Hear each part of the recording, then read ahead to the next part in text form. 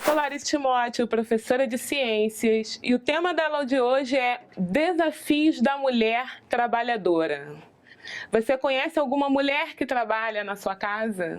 Eu vou te responder que conhece sim, porque as mulheres sempre trabalharam, seja no trabalho doméstico ou seja profissionalmente, né? Nas empresas, exercendo a sua profissão.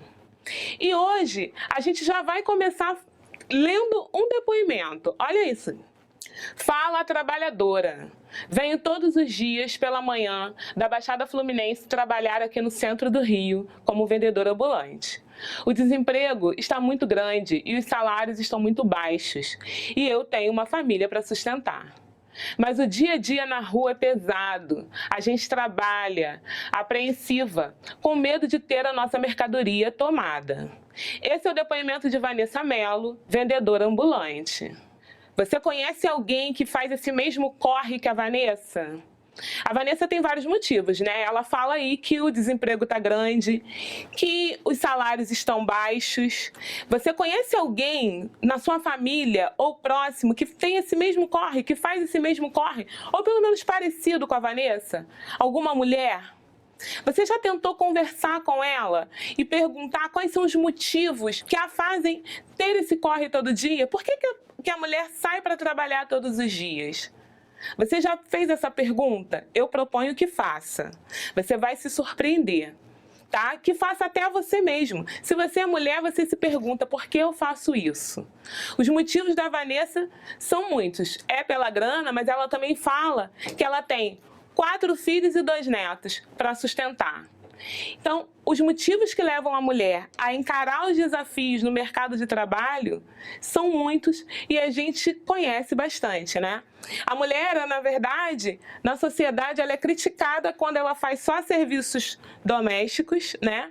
Aí as pessoas falam, pô, essa mulher não trabalha, não faz nada, passa o dia inteiro sem fazer nada, enquanto ela passou o dia inteiro lavando, passando, cozinhando. Mas ela também é criticada quando ela deixa os filhos em algum lugar ou deixa os filhos em casa e vai trabalhar e vai exercer a sua profissão para levar, muitas das vezes, na maioria das vezes, para levar esse dinheiro para casa. O mercado de trabalho é rígido com as mulheres. E isso eu posso mostrar para vocês. Mas por que esse mercado de trabalho é tão rígido? Olhem aí. Aí a gente tem uma charge, né? Pressão no trabalho. E aí tem uma mulher sentada, revirando os olhos, com a cara de cansada, dizendo assim, com várias pessoas fazendo várias perguntas a ela. Tudo bem você ganhar menos que o seu assistente? E se você engravidar, como é que fica? Ligaram da escola do seu filho. Nossa empresa não faz distinção entre homens e mulheres. Você pode buscar um cafezinho? Sabia que você é gata? Esses são exemplos da rigidez, do que a mulher sofre. E aí a gente tem exemplos do... Você sabia que você é gata? Tem o exemplo do assédio. Você pode buscar um cafezinho? Tem o exemplo do servir. A mulher está ali só para servir os homens que estão ali, ou as pessoas ao redor. Será que você já percebeu isso? Tem a questão da escola do filho. Quantas mulheres faltam os trabalhos para ir à escola dos seus filhos? Por que não são os pais que fazem isso? Eu só estou te perguntando. Mas aí você tem que discutir aí com a sua turma, pensar. E de onde vem isso que a tarefa de cuidado é só das mulheres? As mulheres encaram principalmente a dupla jornada de trabalho, na maioria das vezes. Olha só, onde as mães deixam os filhos para trabalhar? Isso é uma questão. Aí a gente tem 2 charges. Na primeira charge, a mãe está arrumada para trabalhar com um terninho, elegante com a sua pasta de trabalho, mas a sombra dela está com um avental, com uma vassoura, com a panela, com um pano amarrado na cabeça, pronta para limpar a casa. Na segunda charge, a gente tem uma mulher andando de um uniciclo e tentando equilibrar um fogão, um bebê e a mesa de trabalho. E tem mais. Olha só. A meritocracia. A gente tem uma charge onde a gente tem 6 pessoas, 3 homens e 3 mulheres, numa pista de corrida. Nessa pista de corrida, os homens têm passagem livre. E as mulheres, na frente delas, têm roupa para lavar, fogão, tábua de passar e várias coisas que aí estão representando o serviço doméstico.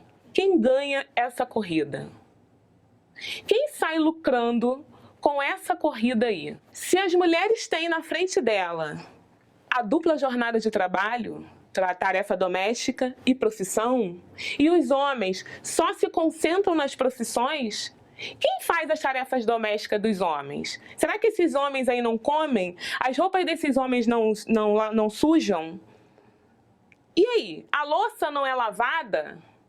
Quem faz essas tarefas? E eu volto a perguntar e que vocês pensem. Quem lucra com a tarefa doméstica que é feita sem remuneração pelas mulheres? Quem lucra com isso? Vamos ver esse depoimento. Eu tinha 3 filhas, morava numa meia-água em Campo Grande e dava aulas numa escola particular. Eu precisava sair para trabalhar. E também acreditava na revolução. Então, com quem eu ia deixar as minhas filhas para fazer isso? Minha maior revolução era conseguir criar minhas filhas. Foi então que eu me deparei com a falta de políticas públicas para mulheres e decidi fundar a Casa da Mulher Trabalhadora. Esse depoimento é de Eleutéria Amora da Silva. Ela foi fundadora da Casa da Mulher Trabalhadora. Agora, o que são políticas públicas, professora? Porque a Eleutéria, ela correu atrás, né? Ela não tinha com quem deixar as filhas, e aí ela foi correr atrás para mudar a vida de quem também não tinha onde deixar as filhas, de quem não tinha apoio, certo? A falta de apoio dela fez ela correr atrás disso. Mas o que são políticas públicas? Por que foi tão importante a Eleutéria correr atrás disso? E por que é importante a gente também correr atrás disso? Olhem aí. As políticas públicas podem ser definidas como sendo diretrizes e princípios norteadores de ação do poder público. Ao mesmo tempo, se transformam, se organizam em regras, procedimentos e ações entre o poder público e a sociedade. Em outras palavras, são relações, mediações entre atores da sociedade e do Estado. Então, a política pública, ela vai se transformar em lei. Só que existe um ciclo para isso. Olha aí. A primeira parte do ciclo, a gente vai começar aí no vermelhinho, ó. Identificação do problema público. Então, no nosso caso, as mulheres precisam trabalhar e não têm com quem deixar os nossos filhos. É um exemplo.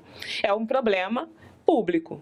E aí a gente vai ter o segundo passo, que é a inclusão na agenda pública desse problema. Depois, as organizações civis vão se juntar e pensar soluções. Dessas soluções, a gente tem que tomar uma decisão. Depois que essa decisão é tomada, há um planejamento de execução e a implementação dessa política pública, que vai ser monitorada pela organização da sociedade civil e vai também sofrer avaliação. Esse é o ciclo das políticas públicas. Isso acontece para tudo, para a nossa vida inteira. Então, se a gente precisa de um esgoto, se a nossa rua tem um esgoto a céu aberto e precisa de saneamento básico, a gente precisa de política pública. Se a gente precisa de mais escolas, a gente precisa de política pública. Se a gente precisa de mais creche para ter onde deixar nossos filhos, a gente precisa de política pública, certo? 94% das mulheres sentem dificuldades para conciliar maternidade e carreira, tá? Esse é um estudo feito pela revista Crescer, da editora Globo. Mas tem mais. A maternidade prejudica a carreira? Então, isso foi perguntado nesse estudo para as mulheres. Então, 33% vai dizer que sim. Já sofri preconceito por ser mãe e sinto que deixei de ter melhores oportunidades de trabalho. 31% vai dizer sim, inclusive já recusei promoção ou proposta de melhor trabalho para não prejudicar o tempo com as crianças. E uma porcentagem bem pequena lá embaixo, só de 7%, vai dizer que não. Sabe, que vai dizer que não, que inclusive foi promovida após ser mãe. E 1% vai dizer que inclusive foi contratada grávida. E aí a gente vai ter outro infográfico mostrando a maternidade e o mercado de trabalho. Uma pesquisa feita com 10 mil mulheres no Brasil em 2018. Dessas 10 mil mulheres, 58% enxergam a dificuldade no sucesso profissional com filhos. 23% alteram seus planos de ter filhos por motivos profissionais, principalmente as que estão na faixa entre 35 e 39 anos. 3 em cada 7 mulheres têm medo de perder o emprego se engravidarem. 57% acham que o chefe ficaria feliz com a gravidez. E 63% precisa faltar ao trabalho quando o filho fica doente. Apenas 1 em cada 14 crianças ficam com o pai nesses casos. Tá? E 25% voltam ao trabalho após 6 meses. E 22% não conseguem voltar ao mercado de trabalho. Desistem, simplesmente desistem. 3 em cada 7 mulheres optam por avós ou parentes para ajudar com o bebê. 23% optam por creche e 11% deixam com o pai do bebê. Por que você leu isso tudo pra gente, professora? São dados. São dados que eu quero mostrar para vocês, comprovar. São dados de pesquisa feita com 10 mil mulheres, que comprovam a dificuldade, os desafios que as mulheres enfrentam no mercado de trabalho. Vocês repararam que muitas desistem do mercado de trabalho quando se tornam mães? Justamente para não terem que encarar a dupla jornada de trabalho. E que quando elas desistem dessa dupla jornada, elas acabam desistindo também da aposentadoria. Porque mãe não recebe aposentadoria, né? A mãe que fica em casa não recebe aposentadoria. E já existem projetos de leis para resolver isso. Vamos lá. E os principais motivos que afastam as mulheres do mercado de trabalho? Renda insuficiente para contratar uma babá, desemprego e falta de vaga em creche, tá? Essa fonte é de uma pesquisa do FGV, né, da Fundação Getúlio Vargas. Então, olha, 57% das mulheres já se sentiram prejudicadas profissionalmente por serem mulheres. 13% das empresas não existe nenhuma mulher em cargo de liderança. 47% dos entrevistados trabalham em empresas com menos mulheres em cargos de liderança. De cada 10 mulheres brasileiras, 4 não conseguem espaço no mercado de trabalho. Olha, e aí tem dados que alertam, que eu achei bem interessante, ó. Há 250 milhões de mulheres online a menos do que homens. Em todos os países existem menos pessoas do gênero feminino trabalhando no setor tecnológico do que do gênero masculino. 1,7 bilhão de cidadãs em países de baixa e média renda não têm celular. E aí, o que vocês acham? É um peso para as mulheres? Volto a pedir, conversem com as mulheres da sua família. Conversem entre vocês. Vocês são as mulheres? Conversem. É homem? Converse com as mulheres da sua família. Pergunta se para ela é pesado todos esses dados que eu mostrei para vocês aqui. Agora, tem mulher lutando? Tem mulher lutando. E a gente vai conhecer a Casa da Mulher Trabalhadora. Olha só. A Cantra é uma organização feminista fundada em 1997 que tem como missão ir ao encontro de outras mulheres com a perspectiva de colaborar para a promoção de seus direitos e para o fortalecimento de sua autonomia, tendo em vista a construção de uma sociedade justa e igualitária. O Cantra é a Casa da Mulher Trabalhadora fundada pela Eleutéria, né? A gente já viu. E quais são as causas do Cantra?